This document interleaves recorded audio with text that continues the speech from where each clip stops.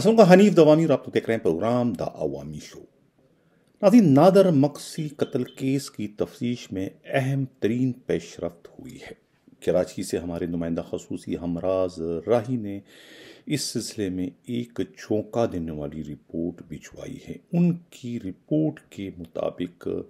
इस मुकदमे के तफ्तीशी अफसर DSP मलक सफदर के गिर्द घेरा तेजी के साथ तंग होता चला जा रहा है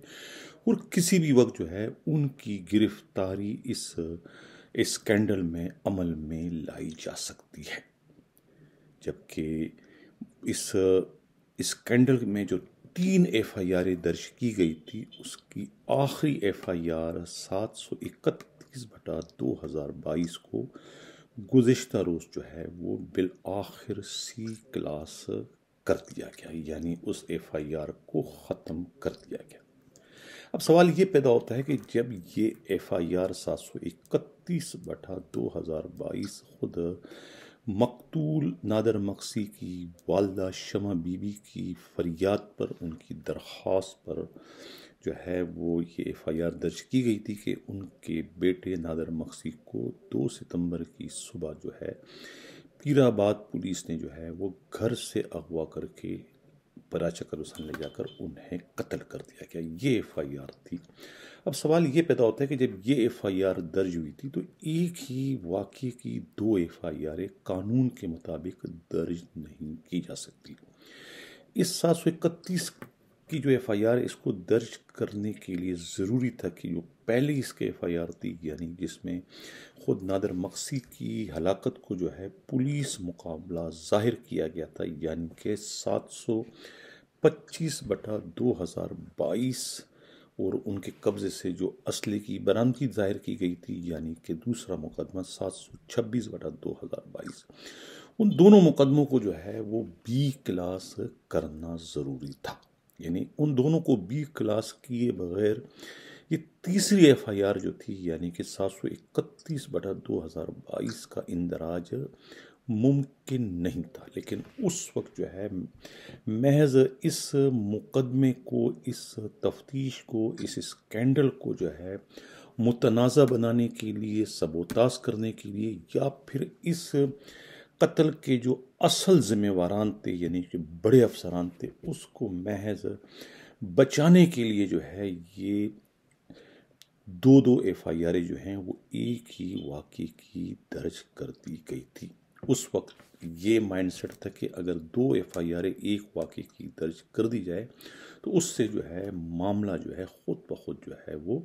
ख़राबी की जानिब बढ़ जाता, और वही इस वक्त जो है वो हमें नज़र आ रहा है। बिल आखिर सिंध हाई कोर्ट की मुदाखलत पर जो है ये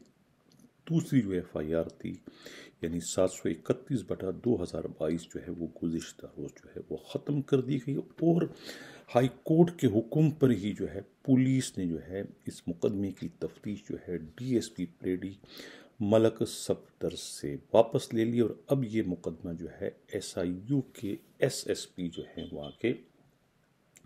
जुनैद जमशेद की बराह रास्त निगरानी में इंस्पेक्टर असलम जट के हवाले कर दी गई, और वो इस सारे मामले की इस वक्त तहकीकात कर रहे हैं। यानी कि मुकदमा जो 725/2022 था, जिसमें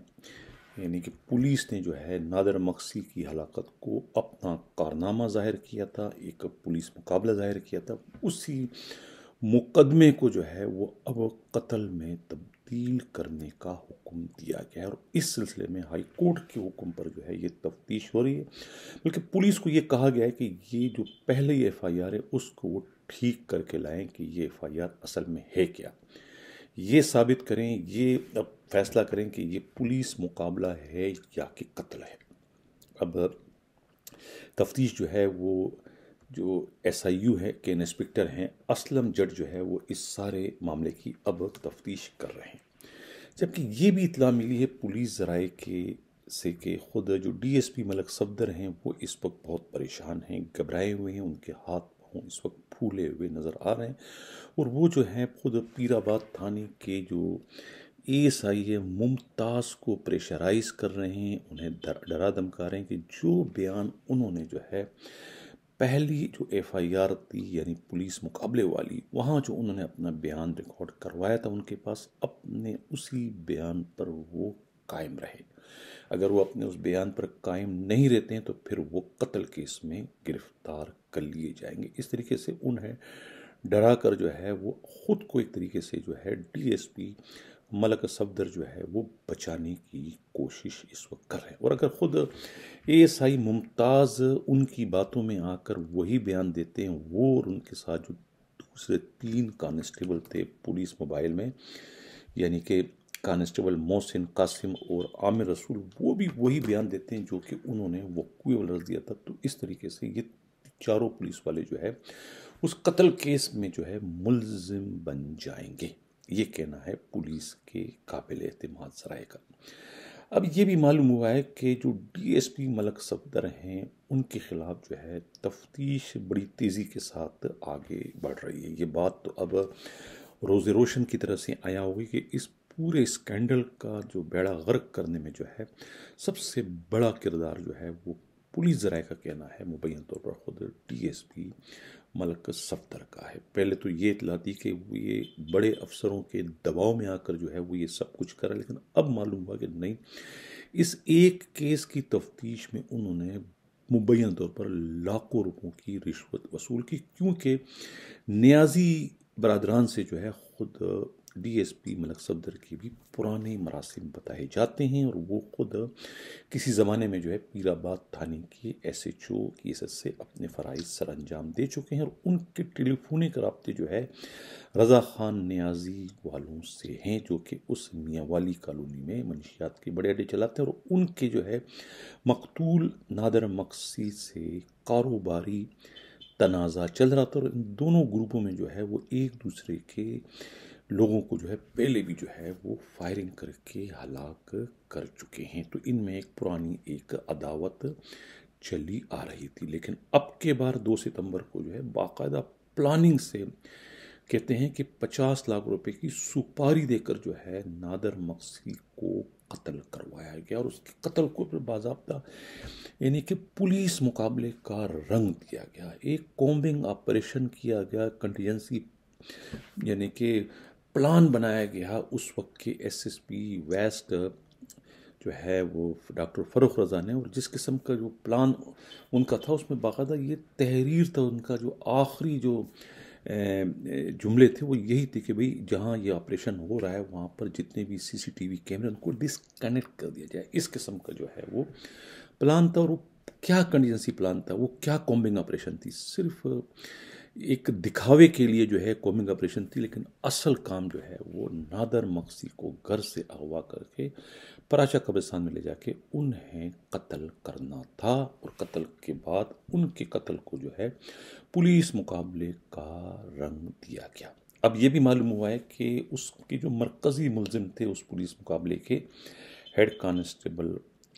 जो है वो ग़ुलाम यासीन नियाज़ी और उनके साथ दूसरा कांस्टेबल उमेर ख़ान, वो दोनों भी जो है वो अपनी हिफाजती ज़मानत करवा के कराची पहुंच चुके और उन्होंने कहते हैं कि इन्वेस्टिगेशन को भी ज्वाइन कर लिया है। वो अपने बयान पर इस वक्त बज़िद हैं कि ये पुलिस मुकाबला है, उन्होंने पुलिस मुकाबला किया है। अब देखना ये कि जो आईओ हैं यानी इंस्पेक्टर असलम जट जो है वो इसको पुलिस मुकाबला अपनी तफ्तीश में साबित करते हैं या कि इसको कत्ल।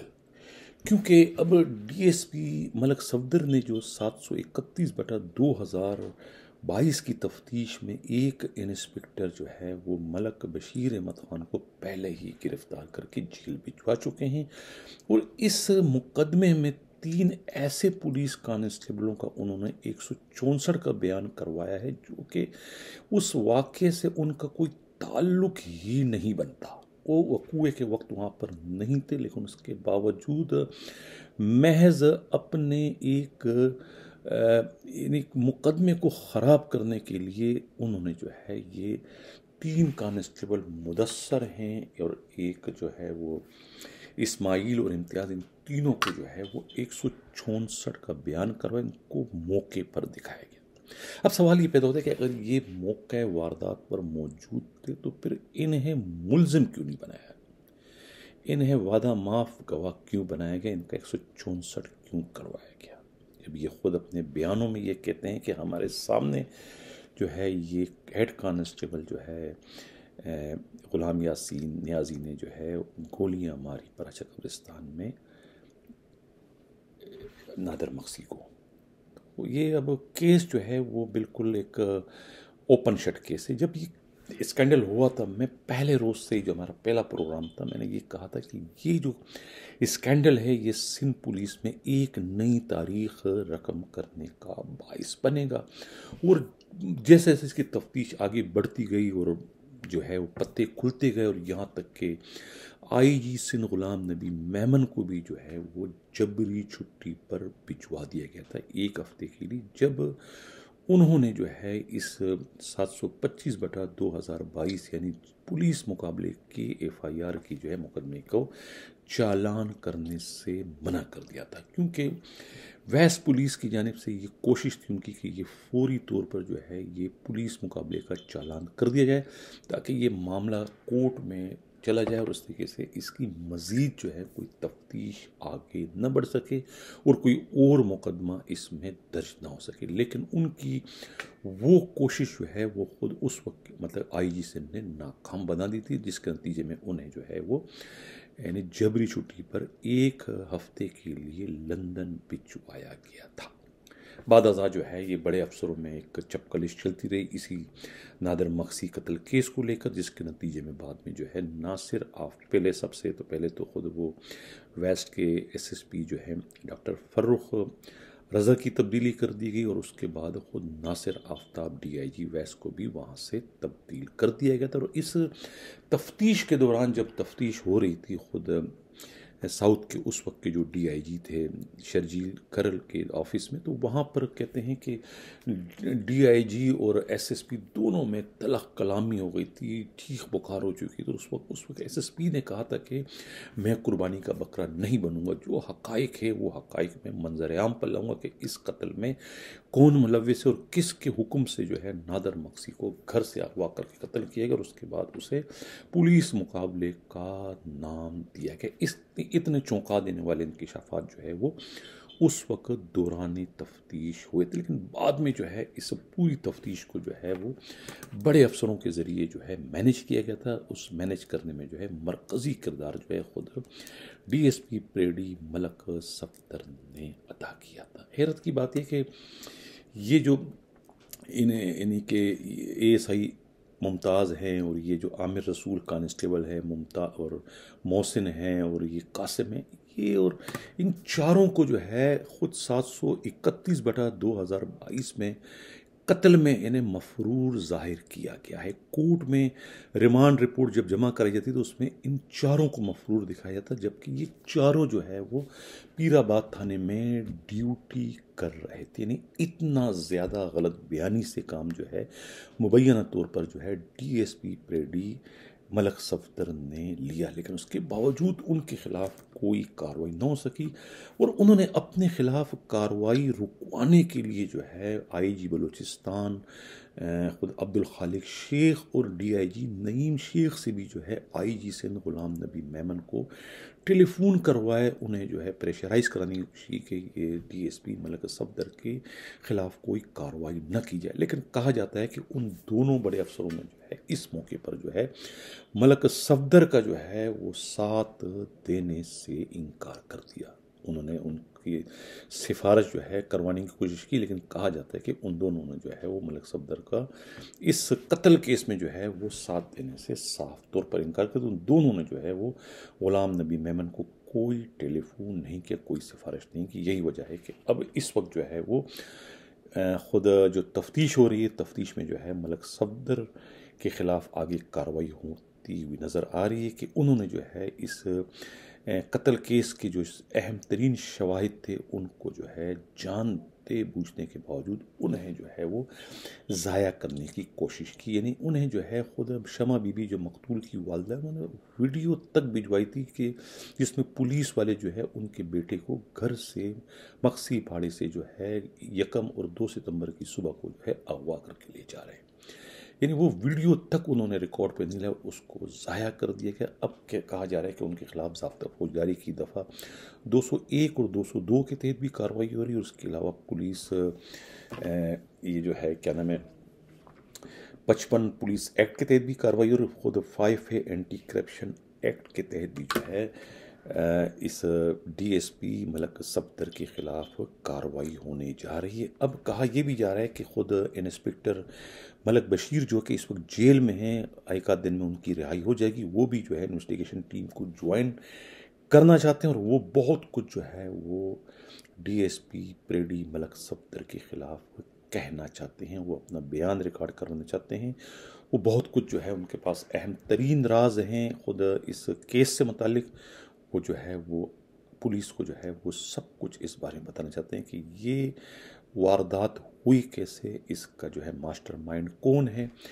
किसने जो है इसका हुक्म दिया था और उसको कत्ल करने की वजह या ज़रूरत या नौबत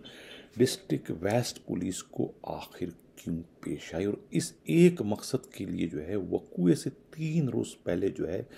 कट्टी पहाड़ी का ख़ास तौर से विज़िट क्यों किया था खुद DIG वेस्ट,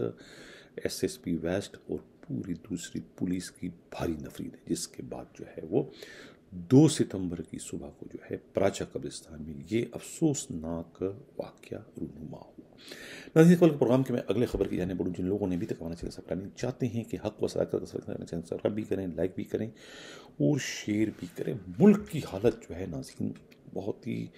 ख़राब होती हुई नज़र आ रही है। कल के प्रोग्राम में मैंने ये कहा था कि इतला ये है कि जो है वो अब गिरफ्तारी का ख़तरा था इमरान खान की, लेकिन अब जो ताज़ा तरीन इतला मिली कि गिरफ्तारी तो कुजा, अब तो उन्हें सफ़ा हस्ती से मिटाने पर भी जो है वो गौर न सिर्फ किया गया है बल्कि एक खुफिया प्लान भी जो है बनाए जाने की इतला मिली। ये इंकशाफ किसी और नहीं खुद इमरान खान ने जो है कौम से खिताब के दौरान फिर उन्होंने तो ये प्लान बनाने वालों के नाम तक जो है वो जाहिर कर दिए। मुल्क में हो क्या रहा है, यानी कि इतना सब कुछ जो है एक साबिका प्राइम मिनिस्टर जो है चीख रहा है, चिल्ला रहा है, लेकिन अफसोस कि जो हमारी आला अदलिया है वो टस से मस नहीं हो रही है। कोई सो मोटो नहीं लिया जा रहा है, न ही जो है एक साबिक वज़ीर आज़म से तमाम सिक्योरिटी वापस ले ली गई है। लेकिन उसके बावजूद जो है और उनकी ज़िंदगी को ख़तरा लाह के, लेकिन उसके बावजूद मजाल है कि मुल्क की जो सबसे बड़ी अदालत है उनके जजों को जो है कोई एहसास हो कि भाई आखिर ये मुल्क में हो क्या रहा है। नाज़रीन, अब एक और ख़बर आखिर में ये शेयर करते चलूँ कि हैदराबाद पुलिस ने जो है एक बड़ा कारनामा सर अंजाम दिया है। हैदराबाद के DIG पीर मोहम्मद शाह ने जो है कोटरी में चलने वाले एक बहुत बड़ी फैक्ट्री पर छापा मारा, जहां गुटखा, मावा, छालिया का एक गैर कानूनी कारोबार जो है एक अरसा दराज से चला रहा था। और इतनी बड़ी फैक्ट्री है कि इससे न सिर्फ पूरे सिंध बल्कि कराची तक में जो है ये जहरीला गुटखा, मावा जो है ये सप्लाई हो रहा था। अरबों रुपयों का जो है यहाँ कारोबार हो रहा था। उसमें बड़े लोग जो हैं, इंतहाई अहम तरीन लोग जो हैं वो इसमें मुलव्विस हैं, जिनकी सरपरस्ती में ये काम हो रहा है। ये वही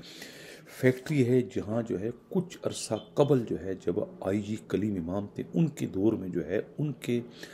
RPO हैदराबाद जो थे ग़ुलाम सरवर जमाली जो थे, उनकी टीम ने जो है छापा मारा था, जिस पर जो है वो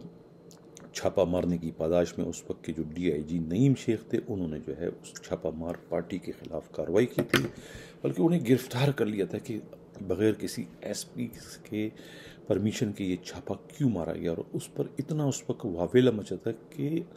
IG सिंध कलीम इमाम को मुदाखलत करनी पड़ी थी। और उन्होंने जो है इस छापा मारने की पादाश में न सिर्फ उस SP के ख़िलाफ़ कार्रवाई की बल्कि उस ग़ुलाम सरवर जमाली RPO हैदराबाद तक को तब्दील कर दिया गया था। यही वजह है कि गुज़िश्ता रोज़ जो छापा पड़ा इस कोटरी के इस बहुत बड़ी फैक्ट्री पर, तो ये छापा खुद DIG हैदराबाद पीर मोहम्मद शाह की बरह रास्त निगरानी में मारा गया, जिसके नतीजे में छापा न सिर्फ कामयाब हुआ बल्कि अरबों रुपयों का जो है ये गुटखा मावा और दूसरा जहरीला मवाद जो है पुलिस ने बरामद कर लिया है। ये एक बहुत बड़ा कारनामा है जिस पर जो है हैदराबाद के डीआईजी पीर मोहम्मद शाह की जितनी भी तारीफ की जाए कम है। नाज़रीन, साउथ के एसएसपी असद रज़ा को जो है आईजी सिंध की जानिब से जो है वो जदीद तरीन गाड़ियाँ जो है वो स्ट्रीट क्राइम की बढ़ती हुई वारदातों की रोकथाम के लिए देती गई है, और उन गाड़ियों ने जो है वो फिज़िकली जो है वो कराची के जो है ये साहिली इलाकों में और ये फैशनेबल इलाकों में डिफेंस के लेफ्टिनेंट बोर्ड बेसन और जो है यहाँ जो है गश्त का सिलसिला शुरू कर दिया है। इन जो जदीद जो गाड़ियाँ हैं इसमें बहुत ही यानी कि जदीद तरीन डिवाइसेस जो है ये उसमें लगे हुए हैं, जिसके नतीजे में जो है पुलिस जो है वो बहुत ही सेकंडों में जो है अपने सामने से गुजरने वाली मशकूक गाड़ियों को, चोरी शुदा गाड़ियों को और ऐसी गाड़ियों को जिन पर जाली नंबर प्लेट लगे होंगे वो सब के सब जो है बहुत ही आसानी के साथ वो न सिर्फ ट्रेस कर सकेंगे बल्कि वो पुलिस के शिकंजे से निकलने में कामयाब नहीं हो सकेंगे। तो देखना यह कि अब इन जदीद गाड़ियों के मौजूदगी में भी स्ट्रीट क्राइम की वारदातें जो है उसमें इजाफा होता है या कि उसमें कोई कमी आती है। इसी के साथ मैं चाहता हूँ अल्लाह हाफिज़।